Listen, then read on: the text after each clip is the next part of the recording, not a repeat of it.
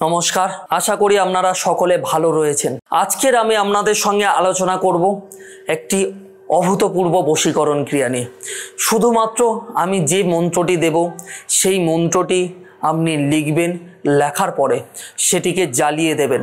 দেখবেন আপনার মনের মানুষ যেখানে যে অবস্থাতে থাকুক না কেন আপনার কাছে আসবে। আপনারা অনেকে ফোন করে আমাকে বলেছেন যে হ্যাঁ, অনেক জায়গায় কাজ করেছি, সেটা কোনো রকমভাবে কমপ্লিট হচ্ছে না, অর্থাৎ কোনো রকমভাবে আপনার ভালোবাসার মানুষকে আপনি আপনার বশে আনতে পারছেন না। তাহলে একটা কথা আপনি একবার ভেবে দেখুন, আপনি আপনার ভালোবাসার মানুষকে আপনার বশে পাচ্ছেন না, কিন্তু অন্য কেউ বশীকরণ ক্রিয়া করে তার ভালোবাসার মানুষকে নিজের বশে পাচ্ছে। সে কি সত্যিকারের ভালোবেসেছিল? সেই জন্য সে তার ভালোবাসার মানুষকে নিজের কাছে ফিরে পাচ্ছে, আপনি পাচ্ছেন না আপনার ভালোবাসার মানুষকে। আপনার ভালোবাসাটা কি মিথ্যা ছিল? বা আপনাদের সম্পর্ক যখন ছিল সেই সময় কি দুজনের মধ্যে প্রকৃত ভালোবাসা ছিল না? যদি প্রকৃত ভালোবাসা থাকে তাহলে আমি যে টোটকাটি দিচ্ছি অবশ্যই অ্যাপ্লাই করবেন, দেখবেন আকাঙ্ক্ষিত ফল আপনি পাবেন। অর্থাৎ যার উপরে আপনি প্রয়োগ করবেন সে আপনার কাছে আসতে বাধ্য হবে। বেশি কথা না বলে আমরা এগিয়ে যাব আমাদের মূল বিষয়টির দিকে, অর্থাৎ আপনি কিভাবে আপনার মনের মানুষকে আপনার বশে করবেন। কিন্তু আমি প্রতিবারে একটি কথা বলে রাখি, আপনি যদি আমার চ্যানেলে প্রথম হয়ে থাকেন তাহলে অতি অবশ্যই করে চ্যানেলটিকে সাবস্ক্রাইব করে রাখবেন।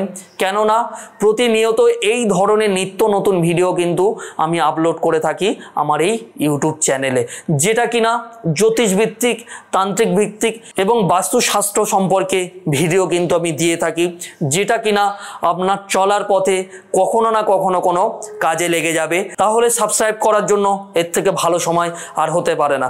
অবশ্যই সাবস্ক্রাইব করে রাখবেন। নমস্কার, আমি পরমেশ্বর শাস্ত্রী। এবার যেগুলো বলে দিই শুনে নিন।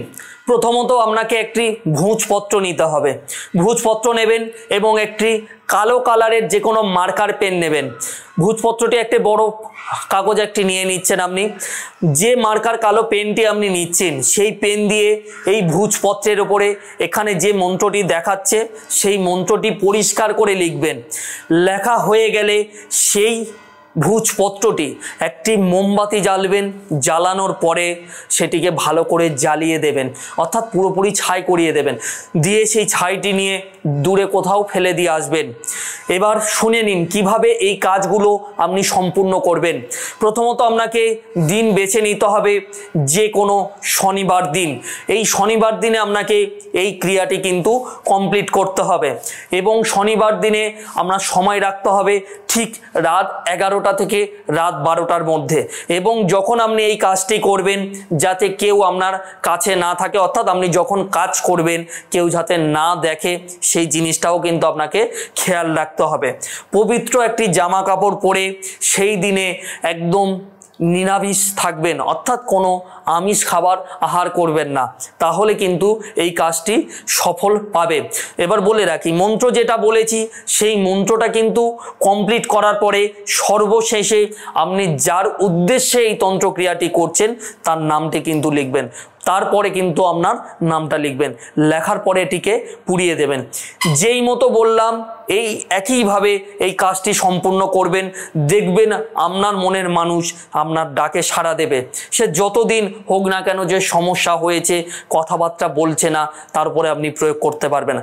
তবে হ্যাঁ, একটি কথা, আপনি তার উপরেই প্রয়োগ করবে যার সঙ্গে কিনা অতীতে সম্পর্ক ছিল কিংবা আপনারা স্বামী স্ত্রী। অন্যথায় যদি আপনি কাউকে যে ভালো লাগে, একতরফা ভালোবাসা, তাহলে কিন্তু এই টোটকাতে তার মনে বিন্দু মাত্র কোনো চিহ্ন ফেলতে পারবেন না। এই ভিডিওটি আজকের এই পর্যন্ত।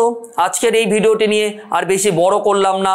ভালো থাকবেন, আবার দেখা হবে আপনাদের সঙ্গে আমার পরবর্তী কোনো ভিডিওতে, আবার নতুন কোনো তথ্য নিয়ে যেটা কিনা আপনার কাজে লাগবে। ওম নমঃ শিবায়।